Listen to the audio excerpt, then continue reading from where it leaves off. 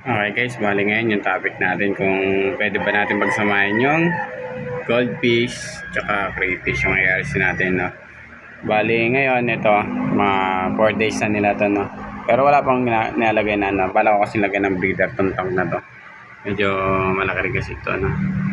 So ngayon naglagay pa lang ako ng dalawang ARC, pero para siya ano, para siya lalaki, no?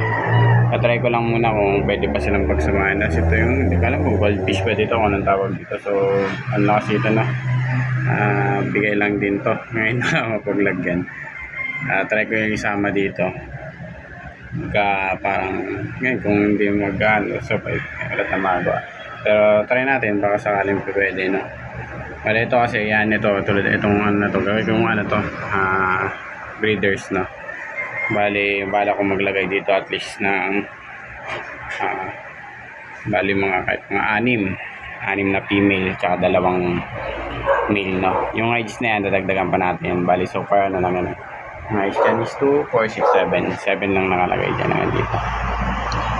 Yan, so mababa pa lang yan, no? Dadagdag pa tayo ng tubig dyan pag medyo marami na sila kasi magdadagdag pa tayo. So ngayon 2 male pa lang inilagay natin, no?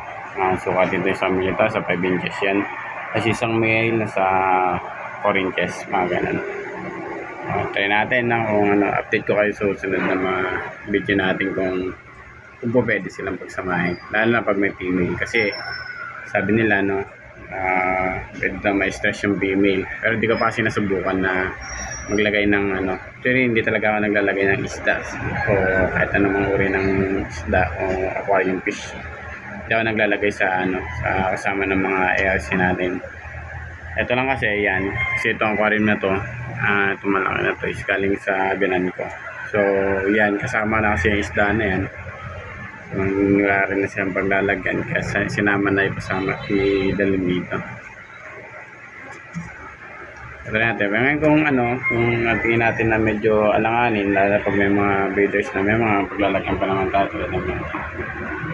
sa goldfish natin para hindi naman sila mamatay, no? Sana lang yung kahit paano yung breed nila o yung female kahit mag-breed hindi ma-stress, so hindi maglaglag ng itlog or kainin yung itlog nila, no? Ayun kasi yung pinakamahalaga. Kasi ako hindi pa ako nagtatanggal sa breeder tank o sa breeder aquarium hanggat hindi pa talaga ano, kumbaga madikit yung itlog nila, no? Tinatanggal ko lang sila kapag medyo dikit na yung itlog nila. Pero pag at least mga 1 week, ganun, bago siya tanggalin sa tank, sa breeder tank, o hiwalay para dun sa mismong ano nila, mga barred tank natin. So, nung ano, nakaraan nakita nyo naman yung mga ano ko, lagayan ko ng ano, barred tank. Doon ko nilalagay yun sa mga solo-solo, mga styro. May mga aquarium pa rin naman tayo na ano. So para ito lang, ito dagdag aquarium natin pa, no? Dagdag tayo sa ano, bridge kasi lalagay tayo dito ng mga breeders pa. Yun lang, susunod na video ulit.